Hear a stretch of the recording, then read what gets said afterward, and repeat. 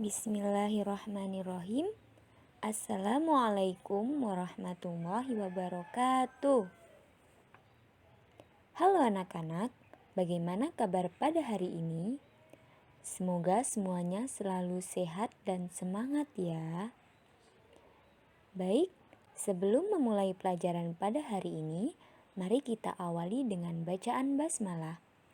Bismillahirrahmanirrahim. Anak-anak, sekarang kita sudah masuk ke materi bab 2, yaitu tentang sumber daya alam Indonesia.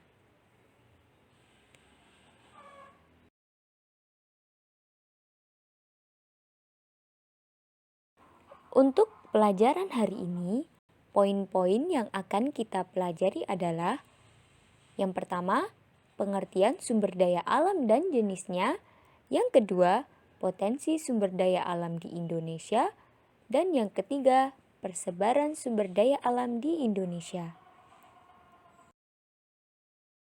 Nah, apa sih sumber daya alam itu?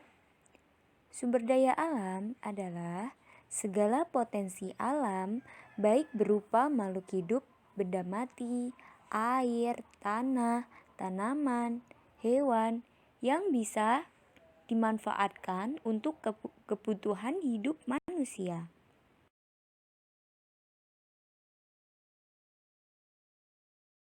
Selanjutnya, yaitu jenis-jenis sumber daya alam. Sumber daya alam terbagi menjadi 3, yaitu sumber daya alam berdasarkan sifatnya, sumber daya alam berdasarkan tempat, sumber daya alam berdasarkan pembaruannya.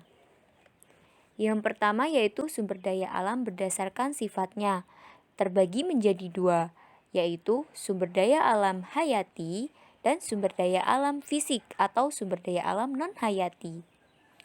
Sumber daya alam hayati yaitu sumber daya alam yang berasal dari makhluk hidup, baik berupa hewan dan tumbuhan. Nah, contohnya yaitu flora, fauna. Yang kedua yaitu sumber daya alam non-hayati. Non-hayati kebalikan dari hayati, yaitu sumber daya alam yang berasal dari benda non-hidup atau benda mati. Contohnya yaitu tanah, air, dan udara.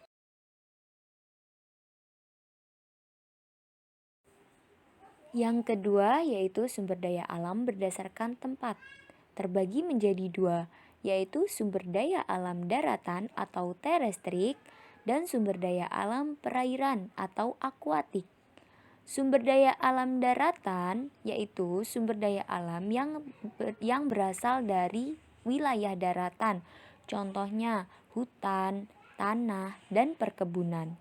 Sedangkan sumber daya alam perairan yaitu sumber daya alam yang terdapat di wilayah perairan, contohnya perikanan, rumput laut, terumbu karang, dan lain-lain.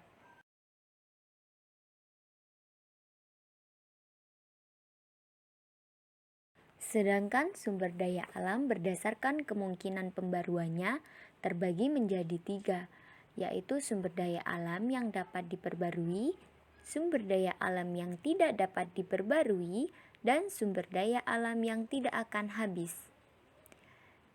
Yang pertama, sumber daya alam yang dapat diperbarui, yaitu sumber daya alam yang jika habis dapat diperbarui kembali. Contohnya yaitu tanaman pertanian dan hewan peternakan. Yang kedua, sumber daya alam yang tidak dapat diperbarui, yaitu sumber daya alam yang jika habis tidak dapat diperbarui lagi. Contohnya batu bara, minyak bumi, biji besi, emas, dan lain-lain. Sedangkan sumber daya alam yang tidak akan habis, contohnya yaitu sinar matahari, udara, air, yang jumlahnya tidak terbatas. Poin kedua yang kita pelajari yaitu potensi sumber daya alam di Indonesia.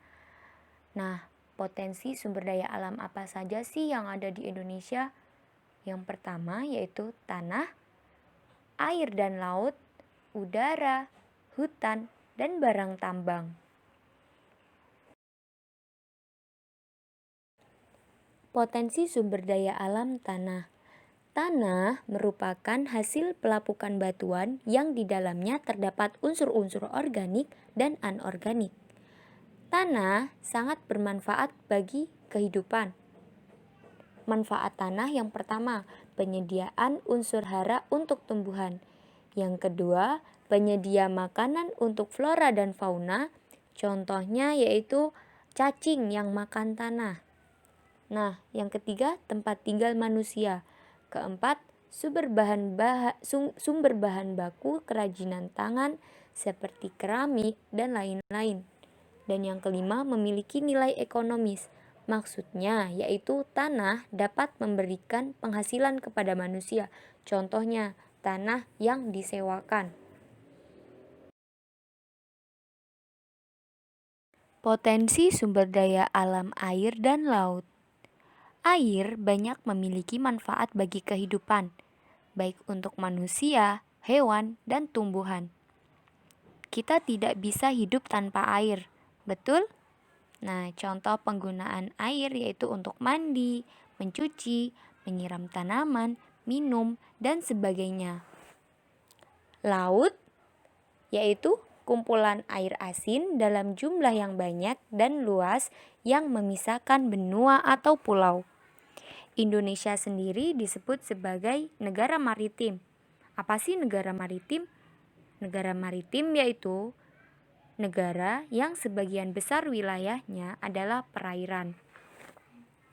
Perairan di Indonesia memiliki potensi besar yang dapat dimanfaatkan oleh masyarakat Indonesia. Contohnya yaitu perikanan laut, rumput laut, terumbu karang, dan lain-lain. Nah, manfaat dari terumbu karang yaitu digunakan sebagai tempat tinggal ikan. Sedangkan rumput laut dapat digunakan untuk bahan kosmetik seperti sabun dan juga dapat dikonsumsi oleh manusia. Potensi sumber daya alam udara. Udara merupakan lapisan yang menyelimuti bumi. Udara hanya dapat dilihat dari angin yang menggerakkan benda, seperti pohon yang tertiup angin. Walaupun tidak terlihat, udara merupakan salah satu jenis sumber daya alam karena memiliki banyak fungsi bagi kehidupan manusia dan makhluk hidup lain. Manusia membutuhkan udara untuk bernapas, sedangkan tumbuhan juga membutuhkan udara untuk berfotosintesis. Namun sayangnya, saat ini di kota besar udara sudah sangat tercemar. Hal itu dikarenakan berasal dari asap kendaraan, asap pabrik, dan lain-lain. Kemudian bagaimana cara pemulihan atau pengelolaan udara? Nah, di sini Ustazah akan menjelaskan cara pengelolaan udara yang dapat digunakan. Yang pertama yaitu mengganti energi minyak dengan sumber daya lain, contohnya dengan sinar matahari. Yang kedua yaitu memperkecil penggunaan kendaraan pribadi. Yang ketiga, menggunakan kendaraan yang irit bahan bakar. Dan yang keempat, memasang penyaring pada cerobong asap pabrik.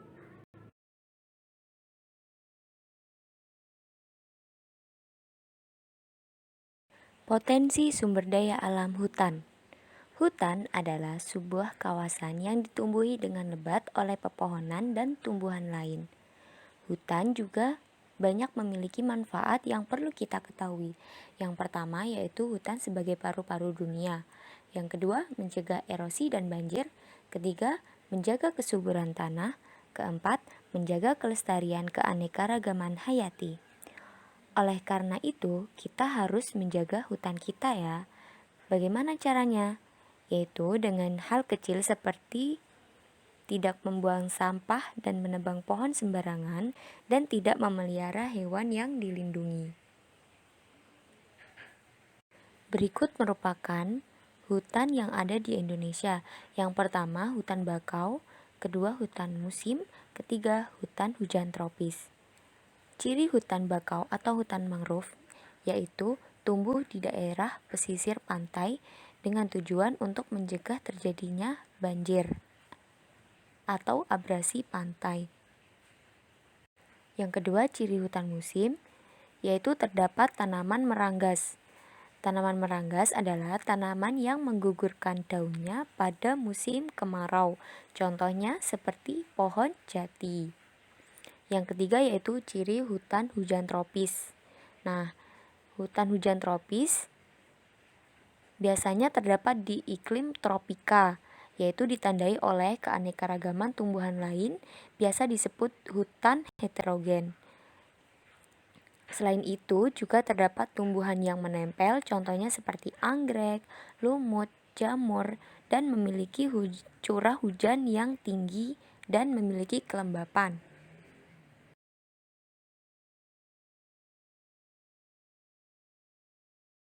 Potensi sumber daya alam pertambangan. Pertambangan menurut Undang-Undang Nomor 4 Tahun 2009 tentang Pertambangan Mineral dan Batu Bara adalah sebagian atau seluruh tahapan kegiatan dalam rangka penelitian, pengelolaan dan pengusahaan mineral atau batu bara yang meliputi penyelidikan umum, eksplorasi, studi kelayakan, konstruksi, penambangan, pengolahan dan pemurnian, pengangkutan dan penjualan, serta kegiatan pasca tambang. Perhatikan peta berikut. Peta itu adalah peta persebaran hasil tambang di Indonesia. Nah, dari peta ini kita dapat melihat hasil tambang di Indonesia sangat banyak, seperti contohnya emas, batu bara, minyak bumi, gas alam, tembaga, biji besi, dan masih banyak yang lainnya. Hasil tambang tersebut juga tersebar hampir di seluruh Indonesia.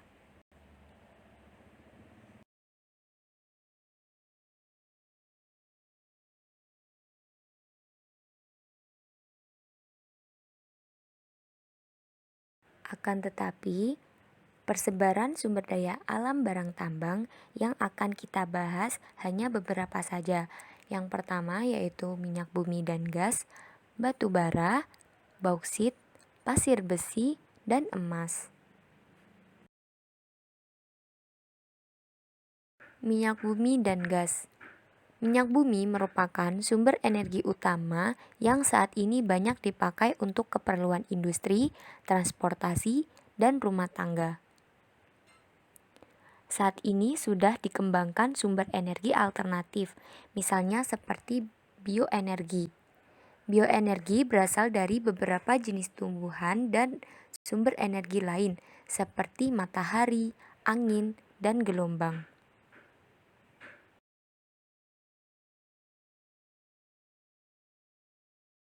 Daerah penghasil minyak bumi di Indonesia.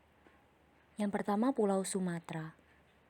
Berada di daerah Perela, Lok Sumawe atau Nangro Aceh Darussalam, Sungai Pakning dan Dumai atau Riau, Pelaju, Sungai Gerong, dan Muara Enim atau Sumatera Selatan. Yang kedua, Pulau Jawa, tepatnya di daerah Jatibarang, Majalengka atau Jawa Barat, Wonokromo, Delta, Jawa Timur, Cepu, Cilacap, atau Jawa Tengah. Yang ketiga yaitu Pulau Kalimantan, tepatnya di daerah Pulau Tarakan, Balikpapan, Pulau Bunyu, dan Sungai Mahakam atau Kalimantan Timur, Rantau, Tanjung, dan Amuntai. Keempat, Pulau Maluku, tepatnya di daerah Pulau Seram dan Tenggara. Yang kelima yaitu Pulau Papua, yaitu tepatnya di daerah Klamono, Sorong, dan Babo.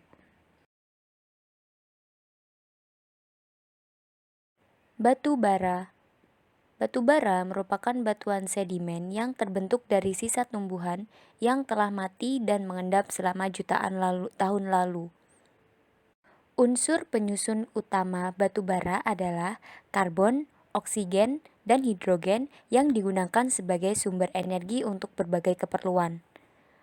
Persebaran batu bara di Indonesia yaitu hampir berada di seluruh wilayah Indonesia, tepatnya di Pulau Kalimantan dan Sumatera.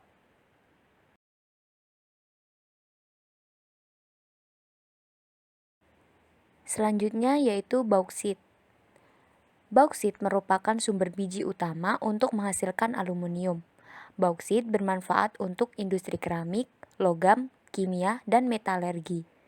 Di Indonesia memiliki potensi bauksit yang cukup besar dengan produksi mencapai 1.261.710 ton. Bauksit ditambang di daerah Kepulauan Riau, yaitu di Pulau Bintan dan Kalimantan Barat, tepatnya di Singkawang.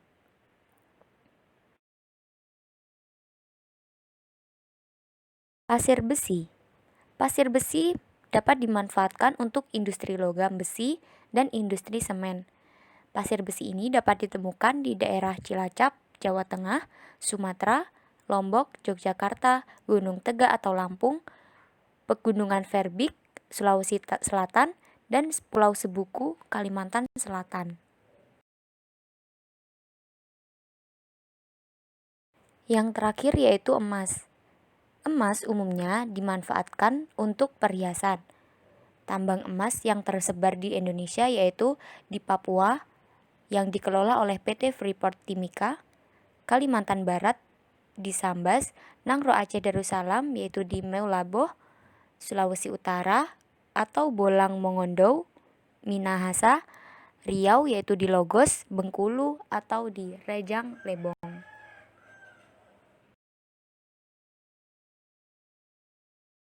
Nah, bagaimana anak-anak? Sudah jelas? Jika kalian sudah jelas dan sudah menonton video ini, silakan dikerjakan tugasnya. Yang pertama yaitu jelaskan pengertian sumber daya alam. Yang kedua, sebutkan dan jelaskan jenis-jenis sumber daya alam. Tadi kan sudah Ustazah sebutkan apa saja jenis sumber daya alam. Itu disebutkan dan dijelaskan ya. Yang ketiga yaitu sebutkan macam-macam potensi sumber daya alam di Indonesia. Yang keempat, jelaskan potensi sumber daya hutan di Indonesia. Yang kelima, jelaskan pengertian bauksit dan batu bara dan sebutkan persebarannya di Indonesia. Kerjakan di buku tugas, kemudian foto dan kirim ke nomor WA Ustazah Sayu. Dan jangan lupa like dan subscribe. Terima kasih. Semoga bermanfaat dan kurang lebihnya mohon maaf. Wassalamualaikum warahmatullahi wabarakatuh.